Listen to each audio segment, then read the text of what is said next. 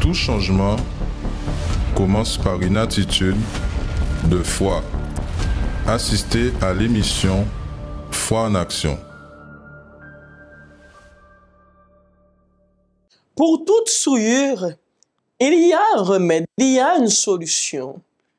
Qu'est-ce qui est dans votre vie qui a été souillé? Qu'est-ce qui se trouve dans votre vie et qui aujourd'hui vous voulez souiller? Bienvenue dans Foi en action.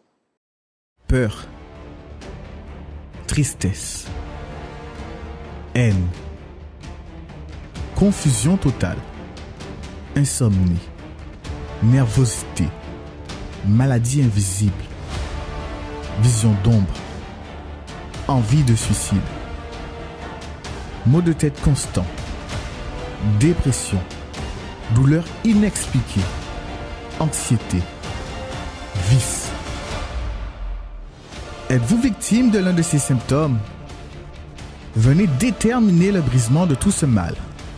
Chaque vendredi, dans nos réunions de délivrance spirituelle, contactez-nous dès maintenant au 05 90 28 33 83 ou sous notre WhatsApp au 06 90 55 16 70.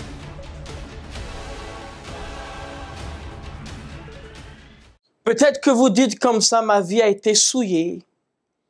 Peut-être que vous êtes là et vous dites comme cela, j'ai été souillé, j'ai été humilié, j'ai été sali, vous ne savez pas à quel point. Aujourd'hui, lorsque je regarde ma vie, pardon de l'expression, mais je ne me trouve plus propre, si on peut utiliser ce terme. Peut-être qu'il y a une situation dans votre vie qui fait que vous soyez souillé, que vous soyez une personne détruite. Et lorsque nous parlons de souillé, nous parlons d'une personne qui aujourd'hui, elle ou il était dans un cheminement, avait un projet, avait quelque chose en tête, mais c'est comme si il y a une situation qui s'est passée qui a fait que sa vie a été salie, son nom a été sali, sa génération peut-être, ses projets, son travail, tout ce qu'il fait, tout ce qu'elle fait a été souillé, a été détruit. Et aujourd'hui, vous ne savez plus quoi faire, monsieur, madame. Vous ne savez plus comment vous en sortir. Et ce vendredi, nous serons là afin de déterminer que tout ce qui a souillé votre vie, tout ce qui a pu détruire votre vie, puisse être ôté. Vous savez, lorsque il y a un objet, par exemple l'or, comment nous pouvons purifier l'or? Seulement à travers du feu. Lorsque nous mettons l'or dans le feu, alors il redevient à son état initial qui est pur. Il peut être souillé, sali, mais lorsqu'il passe par le feu, alors il redevient pur. Et nous allons déterminer que vous qui êtes cet or, ce trésor pour Dieu, que votre vie vienne à être purifiée. Autrement dit, que Dieu vienne à laver votre vie, vienne à laver toute votre vie, vos chemins, votre travail, vos finances, votre famille, votre santé, afin que là où il y avait, pardon de l'expression, mais c'est cela, une saleté, là où il y avait quelque chose d'impur dans votre vie, quelque chose qui détruisait votre vie, peut-être aujourd'hui votre sommeil est devenu impur. Peut-être aujourd'hui votre famille est devenue impure. Peut-être aujourd'hui vos pensées, votre propre pensée, vos pensées dans lesquelles vous utilisez pour programmer votre journée, vos pensées que vous utilisez pour diriger votre journée aujourd'hui ont été salies. Ont été salies. Vous ne savez plus comment vous remettre les idées en place parce que c'est constamment des idées noires, constamment des pensées négatives, des pensées de suicide, des choses horribles, des choses sombres. Alors, nous serons là aujourd'hui, à 7 heures, à 10 heures, à 15 heures, et spécialement à 19 heures, afin d'ôter cette souillure, afin d'ôter cette chose impure qui est en train de salir votre vie. Peut-être que c'est une parole qui a été lancée. Peut-être que c'est, excusez-moi de cela, mais c'est vrai, un travail qui a été fait. Et qui fait que votre vie a été détruite, a été souillée, a été humiliée, a été affichée partout. Lorsque quelqu'un entend votre nom, c'est à cause exactement d'une souillure. C'est pour exactement déclarer quelque chose de mauvais en faveur de vous. Mais aujourd'hui, nous serons là, les hommes de Dieu. Nous serons là avec toute cette force. Nous serons là avec cette conviction pour montrer que simplement à travers de la foi, je répète, à travers de la foi, que tout ce qui a été impur dans votre vie puisse être ôté. À l'exemple exactement de cette image que vous allez voir ici, cette image qui va s'afficher ici. Voyez ce qui est écrit. Vendredi de la purification. Où avez-vous besoin d'être purifié?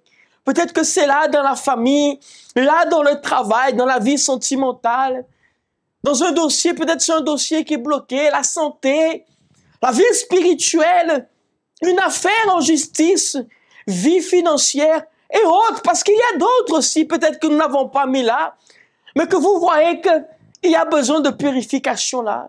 Et la parole de l'Éternel dit ainsi, « Je répandrai sur vous une eau pure, et vous serez purifiés.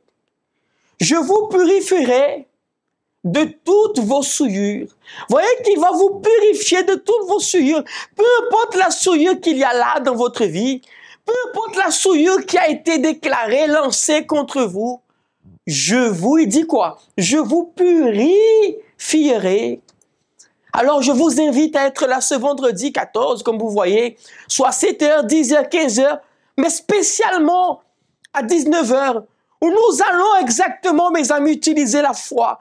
La main de l'Éternel sera sur vous et va vous délivrer exactement de ces situations, ces impuretés que vous voyez, qui sont là dans votre vie et que vous n'avez jamais réussi à ôter. Ce défi vous est lancé, mes amis. Qu'avez-vous à perdre? Qu'avez-vous à perdre? Si votre vie est déjà arrivée à ce point, qu'avez-vous de plus à perdre? Peut-être que vous avez perdu même votre dignité à cause de ces problèmes. Mais nous serons là afin que la main de l'Éternel vous relève et vous purifie. À l'exemple de ce témoignage que vous allez voir, j'aimerais vous demander, observez ce témoignage et aussi ce spot qui parle des adresses aussi plus proches de chez vous. À tout de suite. Bonjour, je m'appelle Madame Christine. Avant d'arriver au centre d'accueil, j'étais quelqu'un de très colérique. Je passais mon temps à frapper mon époux, mes enfants. Mais il faut dire aussi, depuis mon enfance, j'ai été élevée avec des parents qui se bagarraient toute la journée. Où mon père frappait ma mère, ou mon père nous frappait aussi énormément. Et j'ai grandi avec cela à l'intérieur de moi, avec une haine déjà vis-à-vis de mon père. Et je frappais aussi mes frères et sœurs. Donc, un jour, j'ai décidé de quitter la maison en pensant que le problème était ma famille. Donc, je suis sortie du foyer avec cette haine à l'intérieur de moi. Et de là, j'ai rencontré mon époux. Mais ça n'a pas changé. J'ai pris cette haine, cette colère, j'ai mis sur ma famille, mes enfants, mon époux. Donc, je passais mon temps à les maltraiter. J'étais quelqu'un de très autoritaire. Je n'acceptais pas, surtout de mon époux, de l'autorité. Je n'accepte pas. Dès qu'il essayait de me dire quelque chose, et je m'énervais de suite et je n'accepte pas l'autorité, je dirais, d'un homme, entre guillemets. Je peux même dire, et ça m'a rendu, comme mon époux, je me rappelle, à l'époque, il me traitait de folle.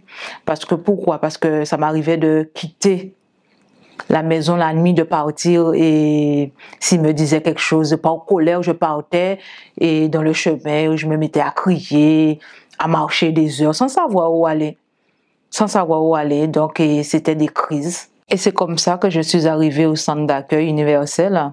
J'ai été invitée par une cousine. Donc quand je suis arrivée, de suite, j'ai priorisé ma vie financière. Pourquoi? Parce que je me disais que voilà, si financièrement ça va mieux, j'allais être heureuse. Donc j'ai commencé à faire des chaînes de prière, j'ai commencé à mettre en pratique tout ce qui sortait de l'hôtel pour la vie financière, professionnelle et économique. Donc de là, j'ai trouvé un travail, ma vie financière a commencé à grandir. Mais j'ai vu avec le temps que même en ayant une vie financière bénie, je continuais à être la même personne. J'avais une vie financière bénie, Mais je continuais toujours à être triste, angoissée, colérique. Je continuais, même en étant à l'église, de continuer à frapper mes enfants, mon époux. J'étais toujours la même personne. Je n'étais pas heureuse. Et de là, je me suis dit, ce n'est pas la vie financière qui rend heureuse. Et un jour, j'ai entendu le pasteur parler de la recherche du Saint-Esprit, que à travers le Saint-Esprit, qu'on pouvait recevoir la paix, la joie. Et de là, je me suis dit, c'est le Saint-Esprit qu'il me faut. Donc, j'ai commencé à faire les chaînes de prière, à prioriser les réunions du mercredi, à faire la recherche du Saint-Esprit. De là, s'est présenté un propos. Le nom du propos était changement d'identité. Et j'ai dit, là, c'est pour moi. Je n'ai pas lâché. J'ai dit, là, c'est pour moi, c'est aujourd'hui ou jamais. Donc, j'ai pris ce propos à cœur. J'ai dû jeûner. À travers ce propos, j'ai dû jeûner, j'ai dû prier, j'ai dû me réveiller dans la nuit pour pouvoir faire la recherche du Saint-Esprit. Je me suis donné à 100%, je n'ai pas lâché. J'ai dû me dépouiller de moi-même, j'ai dû demander pardon. Le pardon, ça n'a pas été facile parce que j'ai dû demander pardon aux personnes qui continuent à me faire du mal. Et de là, j'ai dit, Seigneur, mais comment on peut demander pardon aux gens qui continuent à me faire du mal? Mais là, le Saint-Esprit m'a donné cette force à l'intérieur de moi. J'ai été vers ces personnes et j'ai demandé pardon. J'ai demandé pardon, mais sincèrement, je me suis dit, je demande pardon et Dieu pourvoira pour le reste. J'ai dû me débarrasser de mon caractère. J'avais un fort caractère, de ma colère.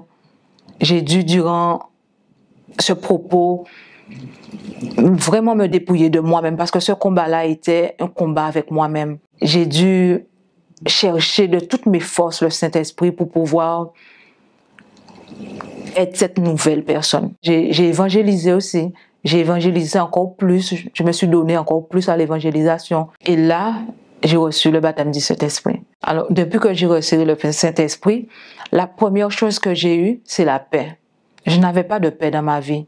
Mais à travers le Saint-Esprit, j'ai pu avoir cette paix que seulement le Saint-Esprit peut donner. Ce n'est pas la paix parce qu'on a conquis quelque chose, on est heureuse pour quelque chose qu'on a reçu financièrement, professionnellement. Non, la paix qui vient du Saint-Esprit, c'est une paix éternelle. La joie, pas la joie parce que quelqu'un m'aime, mais la joie que le Saint-Esprit a mis à l'intérieur de moi. C'est une joie que j'ai continuellement. Et l'amour. Ce que je ne savais pas donner. Je n'avais pas d'amour à l'intérieur de moi, donc je ne pouvais pas donner. Mais le Saint-Esprit m'a donné l'amour. Aujourd'hui, je peux donner de l'amour à mes enfants, à mon époux. Je peux donner autour de moi. J'ai pu conquérir avec le Saint-Esprit. J'ai pu ouvrir une entreprise pour pouvoir m'occuper des enfants. Ce que je ne m'imaginais même pas parce que sans le Saint-Esprit, je n'avais pas de vision. Mais le Saint-Esprit m'a donné cette vision-là, de pouvoir travailler de moi-même. J'ai pu, je veux dire, reconstruire ma famille en tant que mère, en tant qu'épouse. Ce que j'avais pas de vision pour voir ma famille bénie, transformée, être une bonne mère, une bonne épouse. Mais avec le Saint-Esprit, chaque jour, le Saint-Esprit me montre comment être une bonne mère, comment être une bonne épouse, comment comprendre ma famille, mon époux, mes enfants, sans les juger, mais les comprendre tout simplement. Ce que je peux dire à quelqu'un qui n'a pas encore reçu le Saint-Esprit et l'importance de le chercher, c'est qu'avec le Saint-Esprit, on a tout. Faites pas comme moi j'ai fait. Je me disais toujours, j'ai priorisé ma vie financière, économique. Mais ce que vous devez comprendre, c'est le Saint-Esprit qui capacite à faire tout cela. Avec le Saint-Esprit, vous aurez tout ce que vous désirez. Un travail, la famille bénie. Ça, c'est le Saint-Esprit qui donne tout cela. Faites pas l'inverse. Cherchez pas premièrement avec la force des bras. C'est le Saint-Esprit qui capacite à avoir tout cela. Mais le plus important, c'est la vie spirituelle, intérieurement. Cette paix, cette joie que vous cherchez dans le monde, vous n'aurez pas. Seulement le Saint-Esprit peut nous donner cette paix, cette joie intérieure. Priorisez le Saint-Esprit et vous aurez tout cela au-dessus. Connaissez-vous nos centres d'accueil universels ici dans les Dômes? Notre siège est situé en Guadeloupe, aux Abîmes, au 6 Morne-Verguin, en face de la Bred, entre le KFC et le McDonald's. Nous avons aussi nos centres d'accueil à Pointe-à-Pitre, au 29 quai Lefebvre, en face du parking du port. À Baïf, au 51 impasse Louis Blériot, Zac des Pères Blancs, derrière le Super U. À Saint-François, à la rue Charles Junon, à 100 mètres du marché de la Rotonde. Nous sommes aussi en Martinique, au 42 rue Garnier-Pagès, proche du Leader Price à Fort-de-France. Mais aussi en Guyane française, à Cayenne, aux 19 zones artisanales Galmo, proche de l'entrée du CFA. Ainsi qu'à Kourou, au 1 rue du Levant, proche du Lip Service Ting. Si vous désirez plus d'informations, vous pouvez nous contacter sur notre ligne AMI au 05 90 28 33 83 ou sur notre WhatsApp au 06 90 55 16 70.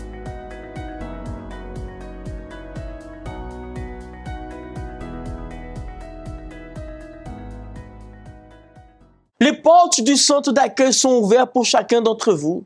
Peu importe là où vous êtes, peu importe votre dénomination, votre religion, peu importe quel est votre passé, ce que vous avez vécu, peu importe si vous croyez ou pas, peu importe quelle est la foi que vous avez, peu importe l'origine que vous êtes, les portes du centre d'accueil sont ouvertes pour vous tous. Pour vous tous. Parce que ce que nous voulons, c'est que vous puissiez sortir de cette situation. Cette situation qui est en train peut-être de vous engouffrer. Peut-être que vous vous sentez enfoncé jour après jour. C'est comme si il y a quelque chose qui vous tire vers le bas. Quelque chose qui vous tire vers le bas. Et vous ne savez pas, monsieur. Vous ne savez pas ce qui vous arrive. Vous étiez une personne qui... Vous étiez un monde qui était capoté mon œuvre. Un monde qui était qu'à avancer dans la vie, qui pas besoin pour monde. Vous étiez un monde qui... Vous n'avez pas demandé rien pour monde. Vous avez fait des affaires à autres. C'est rentrer, travail, c'était lever et travail, entrer à casa, manger. Vous n'avez pas demandé pour monde rien. Vous n'avez pas demandé de faire histoire. Mais pourtant, le problème là vient joindre les autres. Situation là, ça vient joindre les autres. Et bien, genre de là, il veut mettre à bon Dieu à travers de foi aux autres. Nous avons fait en sorte que toute situation qui était là, tout ça qui était qu'à essayer engouffrer les autres, il peut sortir. Vous savez que centre d'accueil, bien évidemment, nous là pour porter de là ça à travers de la foi, en aide spirituelle, mais nous avons aussi action sociale que nous avons fait et que nous faisons exactement samedi, afin de porter en la main pour ces gens-là qui étaient besoin là. Nous n'y exactement association, nous, mais nous là pour porter en la main exactement pour le peuple à Capesté aussi. Précisément à Capesté que nous avons pour bailler en force. Non seulement en force physique, mais en force spirituelle, en parole aussi pour relever chaque monde. Parce que nous tous besoin, ça nous tous besoin en parole de foi, en parole de motivation, mais aussi en prière. Parce que prière ne peut pas manquer en vie en nous. Bénédiction ne peut pas manquer en vie à chaque monde qui a besoin, chaque monde qui est en détresse. Et on t'a aimé que vous regardez ce spot-là, ça exactement, on nous fait travailler là, ça. Et ceux qui voient qui parlent plus aussi de ça nous fait. À tout de suite. Mais quand ils autres, attends, pas oublier, préparez un verre de l'eau, préparez un bouteille de l'eau, parce que dans un moment, nous pouvons prier les autres. Tout de suite.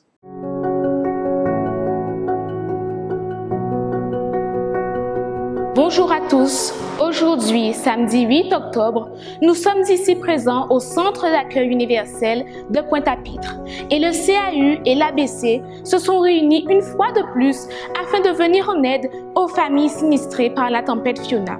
Comme vous voyez derrière moi, il y a des cartons avec des denrées alimentaires, des biens de première nécessité, des packs d'eau afin de pouvoir apporter aux familles de Capesterre et aussi de Sainte-Marie.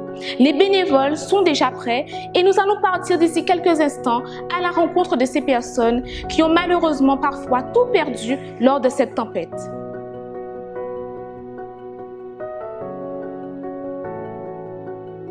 Pasteur, bonjour. Bonjour. Nous sommes ici à Pointe-à-Pitre et nous allons sortir pour aller à la rencontre des familles de Capesterre et de Sainte-Marie. La semaine dernière, vous étiez déjà là-bas. Dites-nous un petit peu, qu'est-ce que vous avez vu là-bas? Comment sont les familles? Nous avons remarqué qu'il y a beaucoup de personnes qui ils sont dans une situation précaire, difficile. Des personnes aussi que nous avons donné une parole de foi pour relever ces personnes. Et aujourd'hui, encore une fois, avec les bénévoles du Centre d'accueil universel de Pointe-à-Pitre et tous les membres de l'église Centre d'accueil universel qui nous a aidés avec des aliments non périssables, avec des paquets d'eau. Encore une fois, nous allons faire ce qu'il est écrit dans la parole de Dieu. On va aider ces personnes qui souffrent. Qu'est-ce que nous allons apporter à ces familles? On va apporter un panier, un carton à remplir des aliments non périssables, un paquet d'eau. Et on va apporter aussi une parole de foi. Parce que ce sont des personnes qui sont dépressives, sont des personnes qui ne croient plus que l'état de sa vie peut changer. Et c'est là que nous allons montrer qu'à travers la foi, tout est possible. Madame, bonjour. Bonjour. Nous sommes ici chez vous et on voit que vous êtes en train de nettoyer, de faire du ménage. Qu'est-ce qui s'est passé pendant la tempête Fiona? Alors moi, je dormais. Et puis, j'étais endormie. Quand il devait être 1h du matin, mon mari s'est réveillé. Il a entendu un bruit. Et quand il a été regardé dehors, il a vu que l'eau a cassé un mur. Et le temps de réagir et tout, l'eau était déjà... Quand on a voulu ouvrir la porte, l'eau est rentrée. Et le temps de réagir encore, parce que sous l'eau, on ne comprend pas, l'eau a fait comme monter. Et toutes les meubles et tout étaient en train de flotter. Voilà. On est sur la 4e marche de l'escalier. On a tout perdu, voilà, toutes les meubles, toutes les électroménagers et tout. Et bon, on était une famille où on avait 2 enfants en bas âge, ma fille et mon mari et moi. Dans le quartier, avec des gens, l'eau est montée à 2 mètres. La nuit a été atroce pour eux. D'accord. Ils ont senti qu'ils allaient perdre leur vie. Cette action a pu aider 60 familles à Capesterre et à Sainte-Marie. Un geste qui leur a apporté du réconfort et de l'espoir. Nous disons toutes merci pour l'aide à Zot. Soin de toi, confie-toi en moi. Commence à sourire.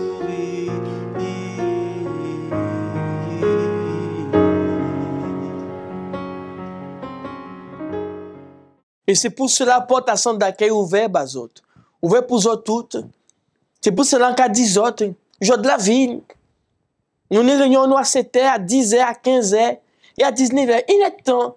Mais il est temps qu'ils sont différents. Et pas douter à ça. Comment des autres juste viennent et font la zone là. Si ils ont croire que bon Dieu est vivant, alors comment des autres habitent? Viennent et font la sac zonique. Ils ont que bon Dieu qui répond aux autres. Nous qui est là, chaque pasteur, chaque ouvrier qui est là, chaque serviteur bon Dieu qui est là, à disposition aux autres pour bazot, exactement, aide là ça à travers de la foi. Nous préparons nous pour prier là ça, qu'ils font prier bazot, pour que, même s'ils ont affaibli, mes amis, chaque jour, qu'il y a une situation qui affaiblit nous. Mais pas ça pour nous garder. Ça pour nous garder, c'est que, qui force bon Dieu, il veut nous nier dedans nous. Est-ce une force pour nous rester découragés ou une force pour dire qu'on a, même si on lasse, même si la situation l'arrête, on peut lever parce qu'on a besoin. C'est ça pour nous garder. Préparez les autres pour prier là, parce que si nous pouvons prier les autres. Parler avec bon Dieu, c'est ça nous toutes besoin. C'est lui qui a nous force pour nous arriver à affronter toute difficulté qui viennent contre nous. Pareil en de l'eau, c'est moment à la prière. Seigneur, mon Dieu et mon Père, je prie en ce moment en faveur de chaque personne ici. Chaque personne qui est en train de vivre une situation difficile. Chaque personne qui est en train de vivre, mon Dieu, une situation dans laquelle ils ne savent même plus comment s'en sortir. Seigneur, viens au secours de chaque personne ici. Les personnes qui sont à l'hôpital, qui sont chez eux, les personnes qui sont là au centre pénitentiaire, qui nous assistent. Ah, mon Père, que ta main soit sur eux, et que tu viennes à les relever. Enlève cette faiblesse, enlève ces mauvaises pensées, donne-leur les conditions d'être là aujourd'hui, afin que toute impureté, mon Dieu, toute souillure, toute chose mauvaise soit ôtée de leur vie, de leur intérieur, afin qu'ils soient libres, qu'ils soient délivrés, mon Dieu. Nous déterminons cela. Seigneur, je bénis et je consacre ce verre d'eau, et qu'à travers cette eau, ils viennent à être fortifiés, que le malade vienne à être fortifié, que le malade se relève, que l'infirme, que celui qui était, mon Dieu, constamment attaqué, affaibli, soit fortifié par toi et libre au nom de Jésus. Nous bénissons cette eau au nom du Père, du Fils et du Saint-Esprit. Amen. Mes amis, là où vous êtes, buvez de cette eau au nom de Jésus. Amen et grâce à Dieu. Amen. Mes amis, c'est l'opportunité que vous avez. Je ne vous demande pas grand-chose. Venez avec juste la foi que vous avez. La foi de changer votre situation. Vous doutez? Venez avec votre doute.